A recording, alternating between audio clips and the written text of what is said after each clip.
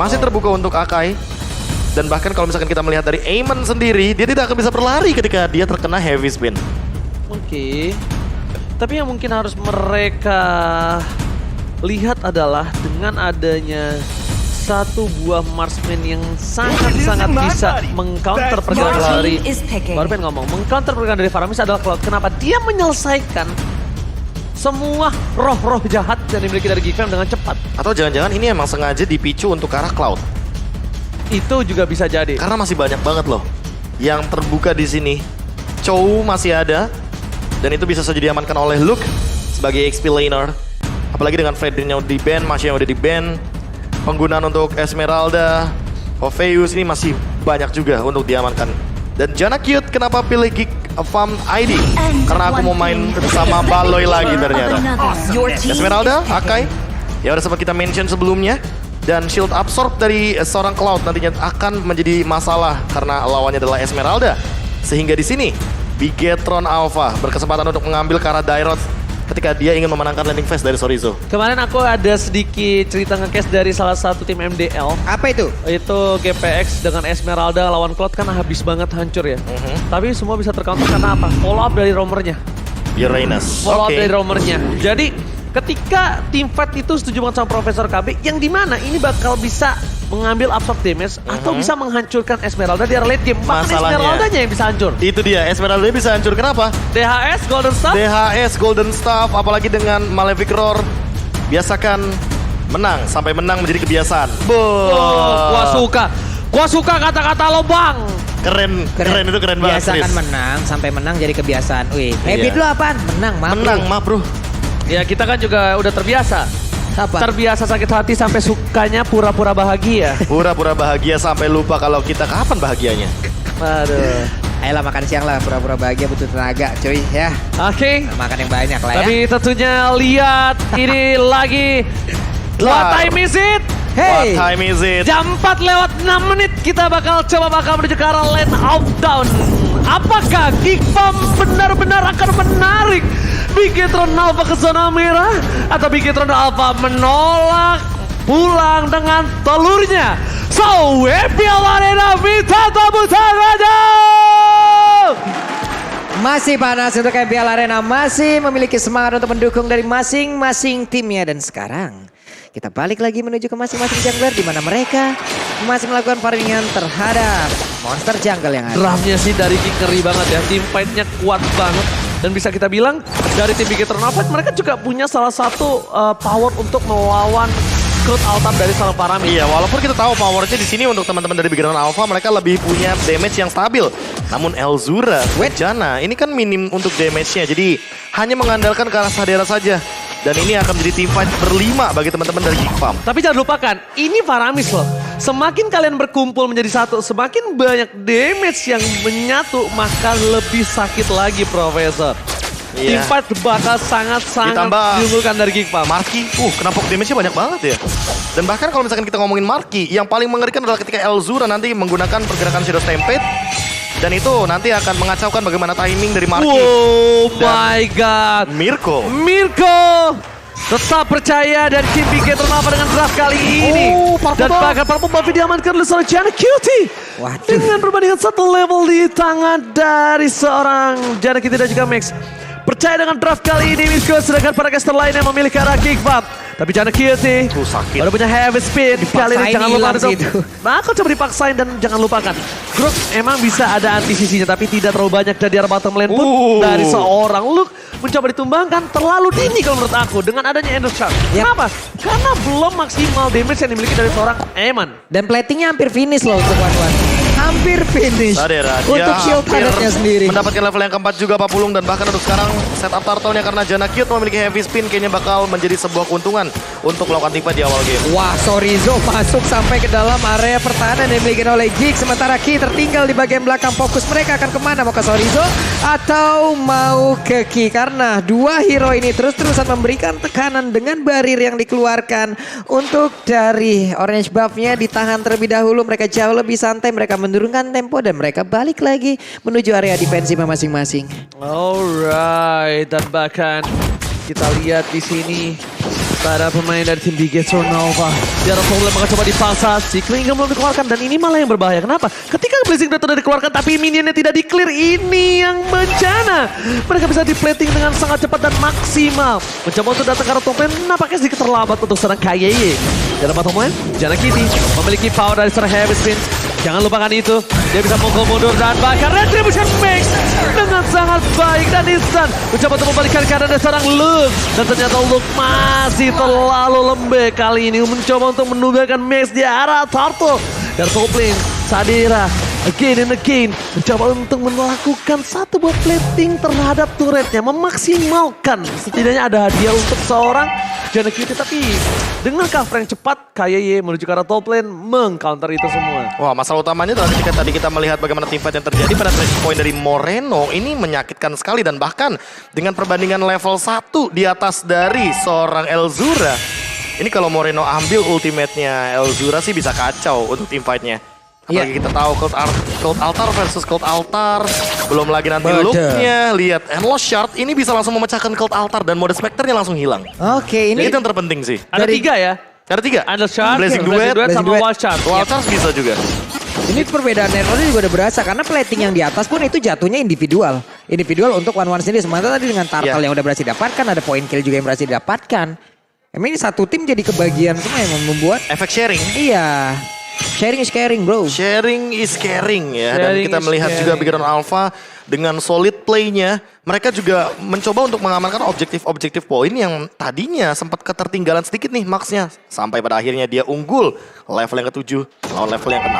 Oke, Janna Kitty ini bisa menangkap siapa di depan sana. Bahkan Marquis sekalipun dia bisa tangkap dan itu cukup berbahaya dengan adanya Elzura yang bukan menggunakan, maksudnya Faramis bukan digunakan oleh Roamer, tapi digunakan di arah mid lane oleh Elzura. Damage-nya maksimal dengan Magic Worship. Jadi di makin late game nanti, Elzura ini yang bahkan bisa instant point kill loh terhadap seorang Marquis. Itu yang coba harus diperhatikan. Apalagi dia bikin Clock of Destiny. Iya, maksud gua Athena. Atau mungkin kalau dia mau combo lama, dia pakai satu buah Oracle. Dari seorang Marquis-nya. Absorb damage-nya makin berat, makin banyak lagi. Nah, dan itu dengan masalahnya. sprint-nya. Kalau Oracle, masalah utamanya adalah dengan shield yang makin banyak, itu adalah makanan untuk Luke. Jadi kayaknya perlu dipertimbangkan nih antara dua item tersebut agar regennya lebih maksimal juga. Yes, benar banget. Jadi pemilihan yang tepat, oke Athena itu penting. Tapi apakah dia mau coba untuk dive in dengan adanya sebuah Oracle? Kita nggak ada yang tahu. Heavy Spin membuat seorang Janna Kitty terlalu jauh untuk mendapatkan satu buat satu. Tapi ternyata di sisi sebaliknya akan dibalikan si Fight. Moreno mundur ke arah depan. Elzura mundur ke arah belakang yang ternyata nampaknya masih cukup kuat melakukan teamfight kembali. Watchers miss. Janna Kitty tidak bisa dibendung. Dan Elzura with Flicker berhasil mendapatkan Max. What a play from Elzura. Itu sebuah outplay yang mungkin tidak terduga sih dengan adanya flicker yang dia dapatkan. Ternyata dia mampu untuk menangkap satu sosok jungler terpenting dari Big Run Alpha setelah mendapatkan turtle yang kedua barusan ada Maki 1v1. Weh, dipaksain tapi terjatuh. Dengan Blazing Duet 1v1 situation dengan 1-1 itu sendiri tanpa harus terbang. Weakness point terakhirnya itu pun menghilangkan langsung pergerakan Marquis. Tapi maju sudah Palitina dari kartu swap yang langsung di copy. Hilang 1-1-nya. Tapi tadi kalau kalian sadar lihat one-one-nya gak? Dia sengaja ditempelin kalau apa biar Nada Soul Flower pas pecah. Jadi damage-nya ada, Prof. Kan itu area of effect. Area of effect dan juga itu thanks to Paloyski sih. Dia datang dengan favor roam item yang dia miliki dan Wild Charge bahkan digunakan. Oh, Cold Altar kali ini belum dibuka Elzura. Nampaknya mungkin miskalkulasi karena percaya untuk dari seorang Paloyski bisa datang menyelamatkan dari seorang Janna Kitty. Tapi nampaknya nggak berhasil Profesor. Karena kalau bisa kita lihat tadi, lambang hijau di sisi kiri Elzura ada. Nih. Cold Altarnya ada tapi tidak dibuka. Iya itu dia, Jadi karena kalau kayaknya bisa diselamatin sama seorang Paloyski. apalagi ditambah dengan ini kombonya mengerikan juga ya. Elzura sama Paloyski.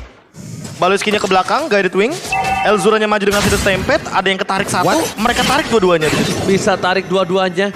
Tapi kalau misalnya aku lihat di sini Big Run Alpha, mereka harus tetap meng-owning. Sadera kali ini belum kelihatan posisinya dan dipanggil. Tenang banget dalam posisi terhimpit seperti itu. Paloyski tidak meninggalkan sama sekali kawannya di depan sana. Bahkan KYY yang harus lebih sabar. Karena ingat KYY memang kuat dari segi physical defense, tapi bukan dengan magical defense. Itu yang harus mereka perhatikan Pak Bulu. Ini deja vu seperti di game yang pertama di mana pertahanan dimiliki oleh Jig hancur duluan. hancur lebur duluan. Tapi untuk di game yang kedua, Big Eternal harus berfokus sampai dengan ke area late game untuk bisa mendapatkan kemenangan full. Atau mereka seperti di game yang pertama bisa dibalikin lagi. White Shard langsung dikeluarkan, belum ada weakness point yang benar-benar terbuka. Satu lagi untuk KAY masih bisa ditahan. Ingin dikejar ke bagian depan tapi dengan satu Blazing Duan mulai maju bagian depan tapi Markinya masih bisa selamat. Oh, heavy spin dapetin Sorizo, damage-nya apakah cukup? Kali ini nampaknya tidak. Tidak masuk ke Sorizo, tapi di sisi sebaliknya mereka di outplay kembali. Moreno mengamankan satu buah posisi terhadap satu orang China Cutie. Again and again, Sorizo membuat permainan dari Big Eternal. Tak mengapa, mungkin kalau misalnya ada yang sadar dulu dari tim Big Eternal, mereka punya jantung permainan terhadap seorang Rainbow. Tapi kali ini dari Sorizo, sebuah salah satu nafas dari permainan tim Big Eternal. Iya, apalagi dengan bagaimana cara dia untuk melakukan dealing damage. Terkadang juga sangat on point sekali. Terus sekarang dia nahan damage, apalagi dengan Uranus. Ini adalah sebuah hero yang memang sangat kuat di lini depan, apalagi ketika menerima damage dalam kurun waktu 20 kali. Jadi regennya bakal maksimal dan lihat, dia melakukan sebuah proxy minion di arah top lane. Hingga lane jauh dari Big Eternal Alpha lebih diunggulkan dan bisa melakukan invade ke arah purple buff. Oke, Waloiski masuk terlalu dalam, bisa dikomen sama KYY. Dan jangan lupakan itu, Janek diisir, KYY harus mundur ke arah belakang. Untungnya ada Moreno. Moreno mau team fight. Kalau dia pakai ini dia mau team fight, dia nggak mau pick off. Karena dari tadi dia kan ngamaninnya heavy spin. Heavy spin, dia berarti mau pick off. Tapi kalau dia udah pakai ngambil Scout Altar, dia mau team fight besar kali ini. Profesor KB dan bahkan dari Big Eternal Alpha, markinya jadi kelepas. Di saat markinya yang terpressure di arah top lane tadi, ketika Big Geek Farm sudah melepaskannya, markinya lepas. Dan menurut aku pribadi, ini marki di atas Kadera. Kenapa? Satu level. Kita belum lihat dari itemnya. Iya. Wind of Harus. Nature sih udah Well, jawab. udah ada. Fix. Dan Winter untuk Moreno, jadi Moreno nggak mau mengulangi kesalahan yang sama. Dia tuh udah ditargetkan oleh sosok Sadera di arah depan dari tim fight Gifam. Iya, karena dengan tidak adanya one-one di sini, fully pemain dari Gifam, walaupun mereka berempat, mereka hanya punya covering satu sama lain loh. Untuk memberikan damage dealer yang besar banget. Tidak ada, Pak. Oke, Lord kayaknya bakal dilepaskan, apalagi ketika kita ngomongin soal Luke. Profesor, Mau dikontes? kayaknya mau dikontes, tapi nampaknya agak sedikit terlambat. Nampaknya mau, tapi dia terlambat. Wajah tadi dikeluarkan dan Olin Waloiski take down. Ketika adanya Lord kali ini, nice teriakannya telah dikumandangkan oleh para pemain dari si Big Eternal di depan sana. Marki berhasil mencoba untuk memberikan sedikit warna dan bumbu di lane of down. Iya, apalagi ketika Markinya juga sudah on the way ke arah Malefic Roar. Di sini Cloud-nya farming dengan bebas, metode 4-1 yang berhasil dimainkan ketika ada Sorizo. Dengan Uranus yang benar-benar power banget di sini, Oracle-nya juga udah ready. Regennya akan berlipat ganda juga.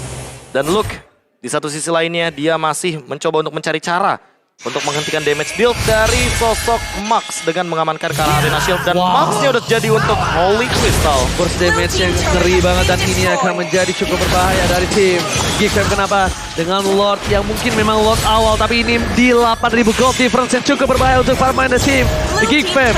Mencoba untuk menyelamatkan base mereka di arah bottom lane.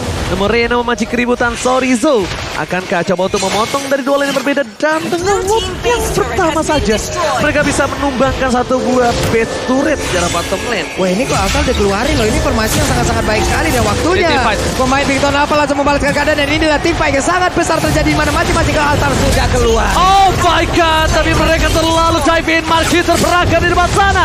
Mix belum terdeteksi. Jana Cutie harus respect dengan damage yang diberikan dari seorang Mes Alzura to dive in. Para pemain dari Big Eternal Alpha ini nampaknya bakal coba memilih untuk mundur dengan adanya Marki yang tidak bisa lagi diselamatkan. Marki salah satu orang yang bisa melakukan dive in dengan memberikan build damage yang cukup besar ditumbangkan. Jadi mereka ada baiknya ketika memaksakan team fight, ini bisa terjadi blunder. Dan jangan lupakan, miracle always happen in lane of down. Bisa dah. Ini keajaiban ya, karena kita tahu sendiri bahwa comeback itu nyata.